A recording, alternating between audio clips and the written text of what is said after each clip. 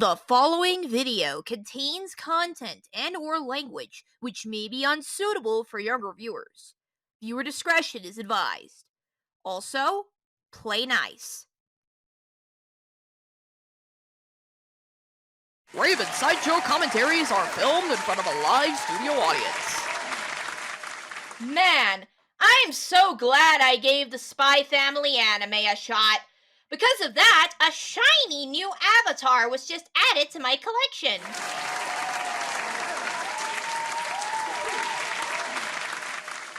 Now, what should I do to celebrate this momentous occasion?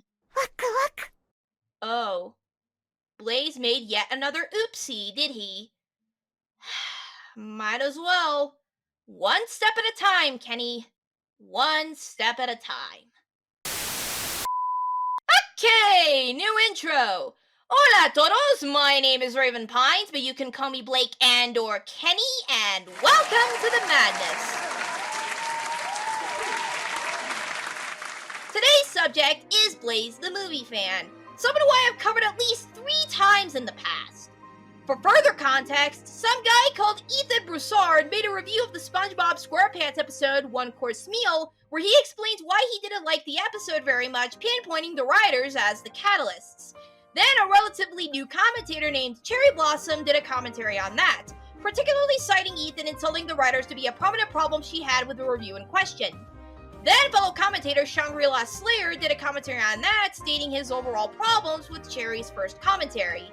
Then we get to Blaze, who states his thoughts on that in video form. Now, normally, I'd be okay with Blaze stating his opinions on the videos he covers. In fact, I'd welcome that to just about everyone in this community. Except for one issue, and that is the way he goes about it. It'll make much more sense as the commentary continues. Now, with all that out of the way, it's time for the show.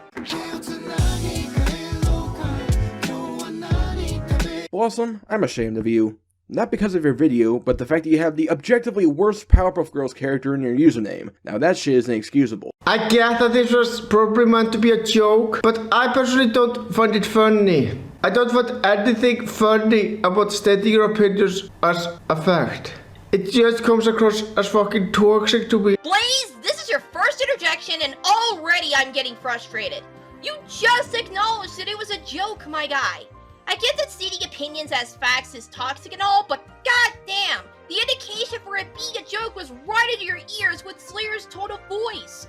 Learn to pay attention to the voice and words, please. Context, this guy named Ethan made a rant on the SpongeBob episode One Course Meal. Now, SpongeBob being the best-selling anime of all time and all that, this caused the Anime Nation to attack, otherwise known as Cherry Blossom, and now I am here to make a biased video on it. I personally don't find your video biased. I mean, there are many problems that I have with it, hence the reason why I made this video. But biased, yeah, I don't think it's one of the problems. Because taking a joke the wrong way worked so well last time you did it, huh, Blaze? I know some of you have already mentioned in the previous SpongeBob episode about the writers that wrote this one, the notorious Casey and Zeus.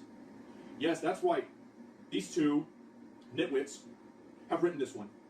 Shocker, huh? Oh geez, how mature. Nothing screams take me seriously more than insulting the writers of the show during your review. Anyone watching this video who wants to become a critic of any kind, don't do this. It makes the people behind the cartoon you are critiquing less inclined to listen to your critiques, and I wouldn't blame them because I don't know about you, but I don't think I take very kindly to being called a nitwit just because I wrote a bad cartoon episode. First of all, nitwit? Is that seriously the insult we're complaining about here? I guess you can call this subjective if you really want, but this is a pretty lightweight insult and it really shouldn't be that big of a deal as you make it out to be. You're missing her point. It's not that insult in particular she has a problem with. She just has a problem with insulting writers in general. And I will be getting into further detail later, but I also find that problematic. That's not at all what Slayer took issue with.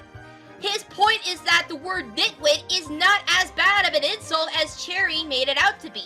Sure, in a vacuum, I can see where you're coming from with insulting the writers and just insulting people who really don't deserve it, but at the same time, there are some insults that are so petty that they're really not worth getting this worked up over.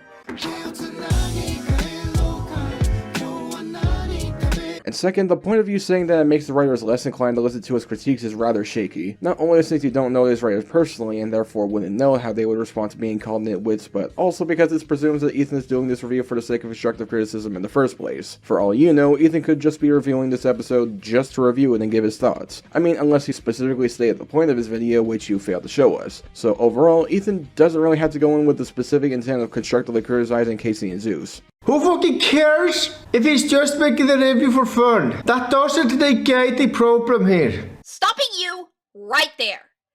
I'm sorry to say this, but who cares is just a cheap way out of making an actual argument. There's nothing of substance you present here.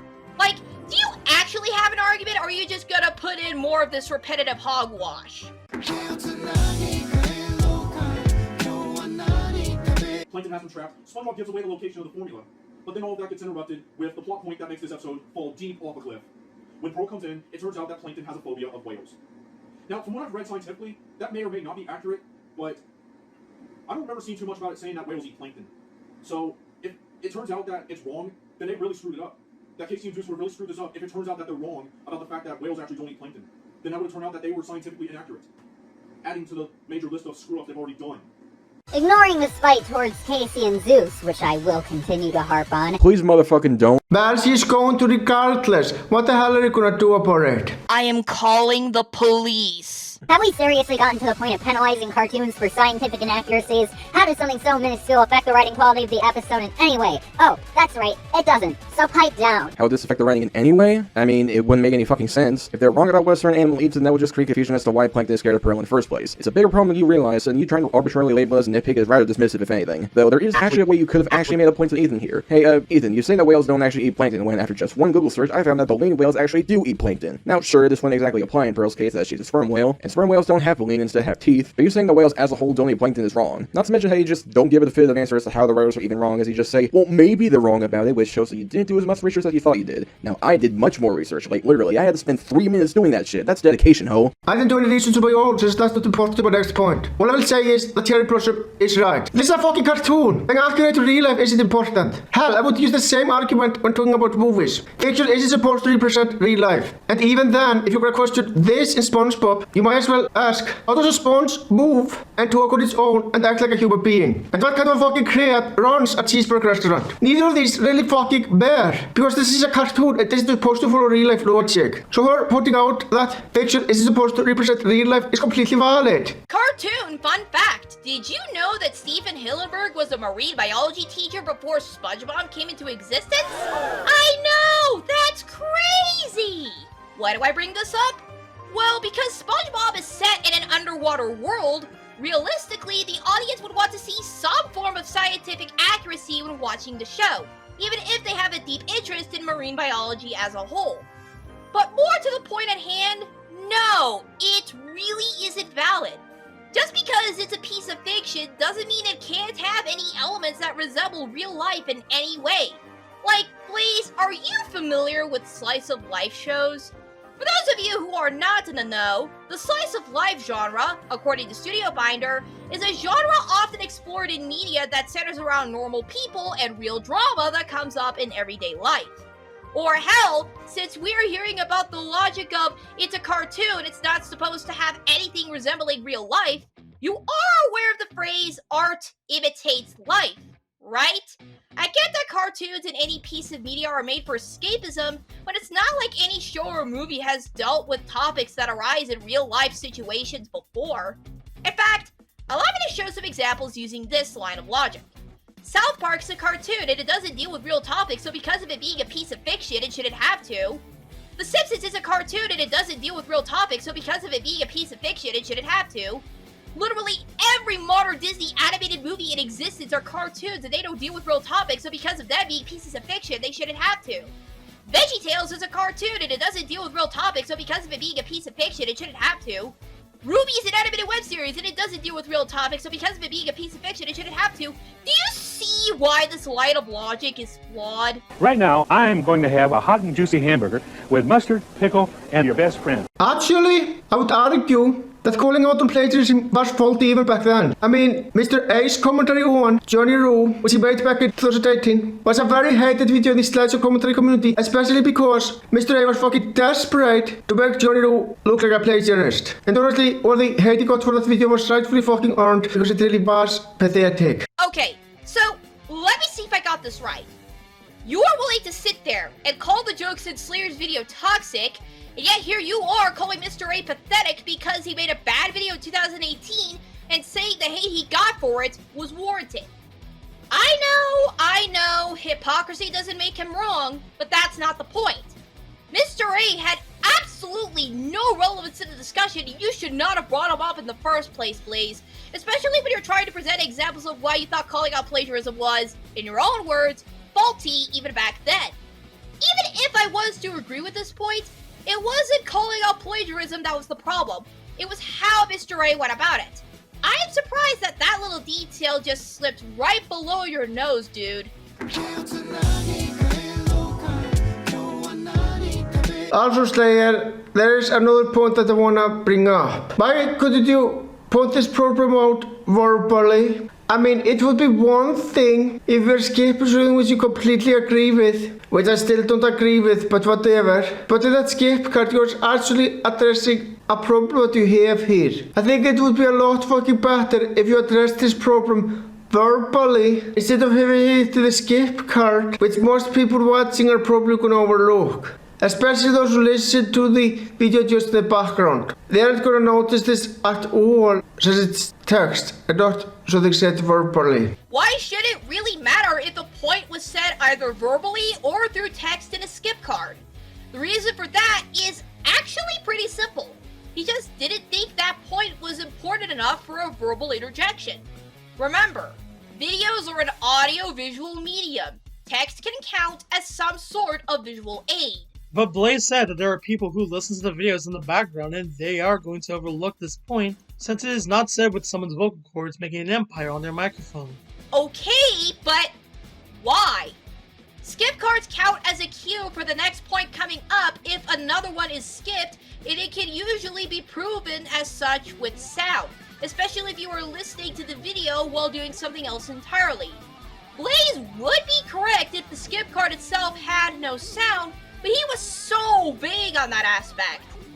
TLDL, arguing about a skip card like that is pedantic at best.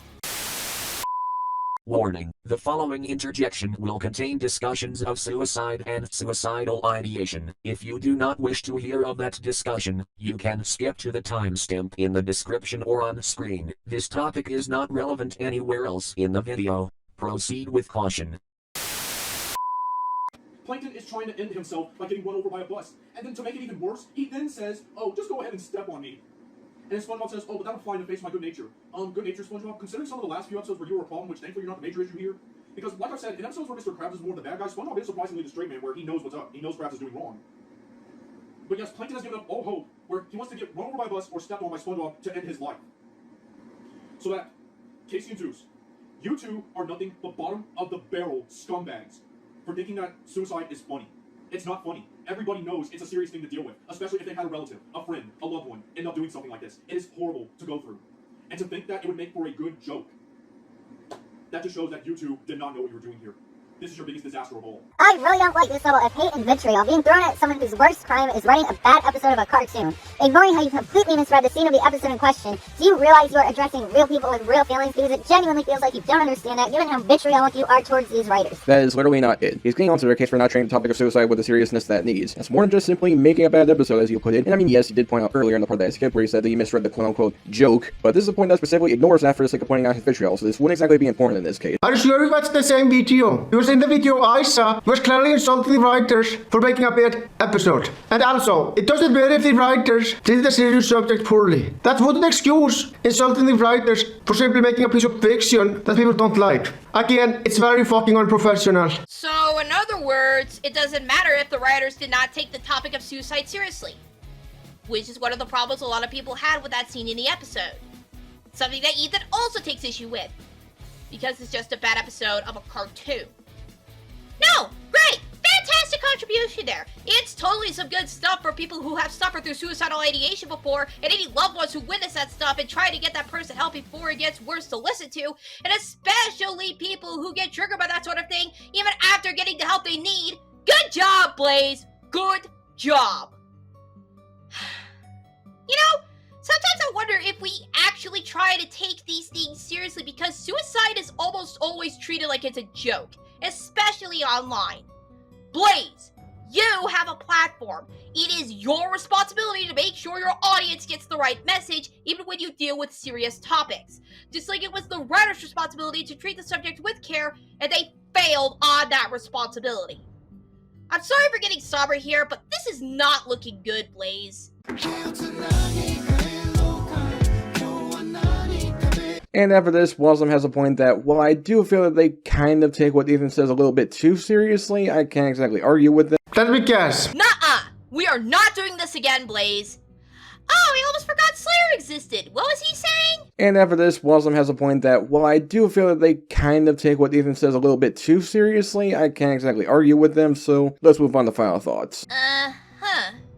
He was just transitioning to his final thoughts. Speaking of which, I'm gonna pull the plug here because the rest of it is just a point about bad first commentaries, which is whatever at the end of the day. That and Blaze goes into his overall thoughts. So with all that said and done, the show is nearly over.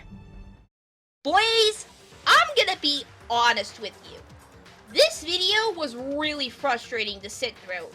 While it wasn't the worst one you've made, it was easily my least favorite video from your catalog. From the constant repetition at the best of times to you not paying attention to what Slayer was saying at the worst of times. Aside from telling you to pay attention to what people are saying in full and not misconstruing their points, I do not know what other kinds of advice I can give you. Look, I know I was very harsh with you and I do apologize for that, but that was because I know you can do better than this. Whatever future projects you have, I at least hope they find you well. That's all, folks. Until next time, this is Raven Pine saying take care and be kind to one another. Adios!